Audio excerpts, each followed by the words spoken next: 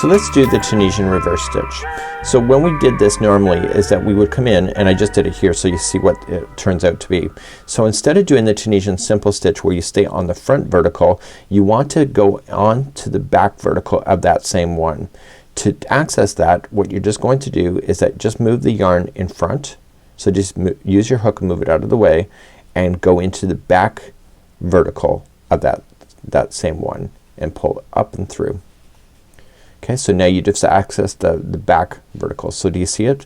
So you see there's the front, there's the back. So just slipping in behind, just grab the back vertical and pull through. And you can lean it forward if you want to see it from the forward too. You can do that. And what this is doing, it's creating texture on the front side of the work.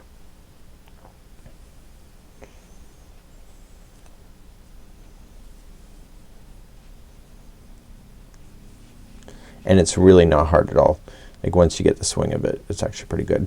And the ends you're gonna just treat it as normal, so just go into the side so it looks like a regular stitch, pull through, and now return pass. So just chain up 1 to build and then 2's all the way back, and I'll show you one more row of this one.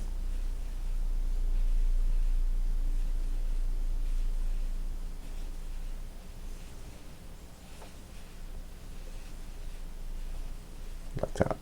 So to do that again, so you're just gonna move the yarn out of the way. You just gotta do it the first time and then just access the back vertical of the first one and pull through and then do the next one. So if you just want to turn it over so you can see it, you can do that too. And this would be the reversed stitch. Now you can use other combinations with the reverse stitch, such as using Tunisian simple stitch and Tunisian knit stitch. You can do and all that, and just matter just jumping back and forth on the front and the back side, so it will create different textures for you, and we're gonna cover that in the next tutorial here. So you're gonna come all the way to the end. Don't forget, you just treat the end as normal, so just into the normal side, pull through 1 to build, and then 2's all the way back. So you can see that you end up with these beautiful textured lines right in the front, and if you use those in combinations you can come up with the really cool Afghan ideas if you wanted to, that has texture without a lot of hassle. So that would be the Tunisian reverse stitch.